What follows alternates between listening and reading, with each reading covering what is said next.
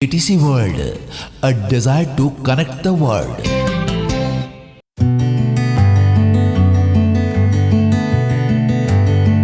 Hello, good evening friends. I hope you all are happy and healthy. तो चलिए शुरू करते हैं आज का क्लास। आज का क्लास में हम क्वेश्चन आंसर की चर्चा करेंगे महादेव वर्मा की उत्कृष्ट रचना गिल्लू से। तो एक बार हम यहाँ से रिवीजन करना चाहेंगे महादेव वर्मा की जीवनी का, जो पिछले क्लास में आपने पढ़ लिया है। तो महादेवी वर्मा का जन्म 26 मार्च 1907 को फर्रुखाबाद उत्तर प्रदेश में हुआ था और उनकी मृत्यु 11 सितंबर 1987 को प्रयाग उत्तर प्रदेश में हुआ और उनकी उम्र उस समय 80 साल की थी जब इनकी मृत्यु हुई थी। तो चूँकि इसकी चर्चा हम इसलिए कर रहे हैं कि आपके किताब में इनका जन्म तिथि नहीं लिखा हुआ है, सिर्फ उसमें ईस्वी दिया हुआ है। तो इसलिए यहाँ से अगर जन्म तिथि के बारे में पूछा जाए ऑब्जेक्टिव में तो आप यहाँ से देख सकते हैं। और आज हम कंप्लीटली जो है आपके क्वेश्चन आंसर की चर्चा करेंगे। उसमें जितने भी सजेस्टेड क्वेश्चंस हैं उस पर हम बात करेंगे। तो देखते हैं आगे आज के क्लास को। इसके बाद देखते हैं कि उनके पिता का नाम श्री गोविंद प्रसाद वर्मा है, माता का नाम हेवरानी देवी है, पति का नाम डॉक्टर रूप नारायण वर्मा है। उनकी शिक्षा वे संस्कृत से एमए थी और उनकी रचनाएं जो है यहाँ पर बहुत सारा दिया हुआ है, जिसमें स्मृति की रेखाएं, पथ के साथी, अतीत के चलचित्र, दीप शिखा, मेरा परिवार, निहार, श्रृंखला की कड़ियाँ, निर्जा इत्यादि। तो अब इसमें से कौन कौन से महत्वपूर्ण प्रश्न आंसर हैं हम उसकी चर्चा करेंगे। तो यहाँ पर पहला प्रश्न है, who is the writer of the story Gillu. जैसा कि हम जान चुके हैं कि Mahadev Verma is the story writer of Gillu. आगे है, when was Mahadevi Verma born. Mahadevi Verma का जन्म कब हुआ था? She was born on 26 March 1907। When was she died? She was died on 11 सितंबर 1987, of which Hindi weekly magazine was Mahadevi Verma the editor. कि कौन सी हिंदी मैगजीन जो साप्ताहिक निकलती थी उनका ये संपादिका थी? तो the famous Hindi weekly Chand. Write down her some important works of Mahadev Verma. तो इनके कुछ रचनाएं हैं जिनको यहाँ चर्चा करना है। तो some of her important works include Deep Shikha, Yama, Nihar, श्रृंखला की कड़ियाँ, मेरा परिवार, और आप जोड़ सकते हैं ऊपर में जो हमने अभी तथ्य को प्रस्तुत हेल्प ले सकते हैं और इसमें जोड़ सकते हैं। व्हाट अवार्ड्स और prizes did Mahadevi Verma achieve in her life? She was the recipient of Mangala Prasad Prize, Bharat Bharati Award and the Gyan Pith Award along with Padma Bhushan. How did Gillu sustain wounds? कि गिल्लू किस प्रकार से घायल हुआ था? Two crows assaulted Gillu with their beaks and his sustaining 2 wounds on his body became motionless, clinging to the pot. कि 2 क्राव ने उनको चोंच मार करके घायल कर दिया था और बेहोश होकर के वो पॉट के बगल में चिपक गया था। Who started calling the tiny baby squirrel as Gillu. किन लोगों ने उनको गिल्लू पुकारना प्रारंभ कर दिया था? It was the residents of Mahadevi Verma's house who called it Gillu. Mahadevi Verma के घर वाले या घर के लोग या घर के सदस्य जो थे उन्होंने उस स्क्वायरल को गिल्लू कहकर पुकारना प्रारंभ कर दिया था। Which ointment was applied on the wounds of the tiny baby squirrel. कि उस छोटे से गिलहरी जब घायल हुआ था तो कौन सा ऑइंटमेंट उनको दिया गया? It was penicillin ointment which was applied on the wounds of the tiny baby squirrel. उनको पेंसिलिन दिया गया था, पेंसिलिन का ऑइंटमेंट, और उनके शरीर पर लेप किया गया था।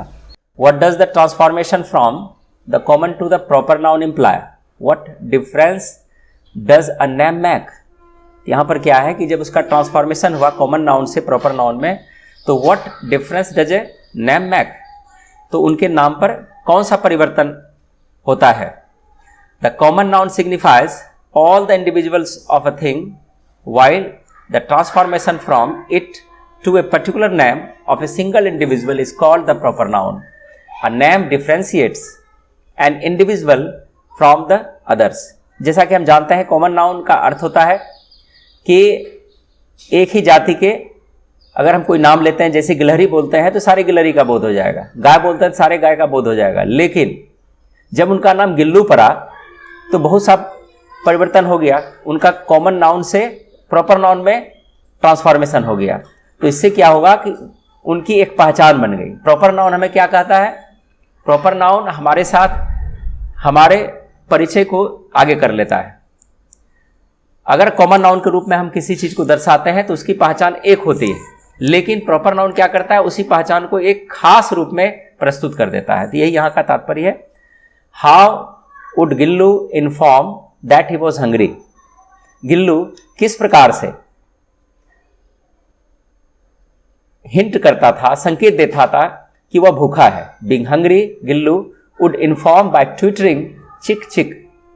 ये गिल्लू चिक चिक आवाज निकालकर सबको बताता था कि वह भूखा है।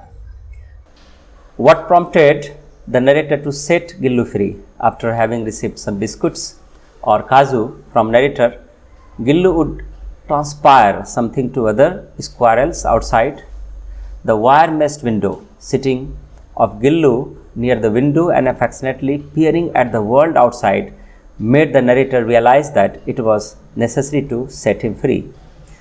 अब गिल्लू का कौन सा हाव भाव को देखकर नरेटर को लगता था कि इन्हें स्वतंत्र कर दिया जाए।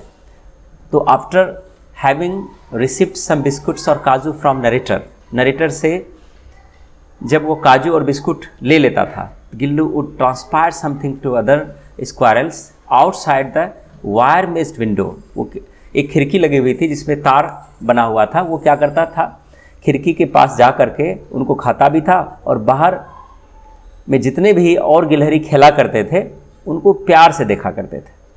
Sitting of Gillu near the window and affectionately peering at the world outside made the narrator realize that it was necessary to set him free.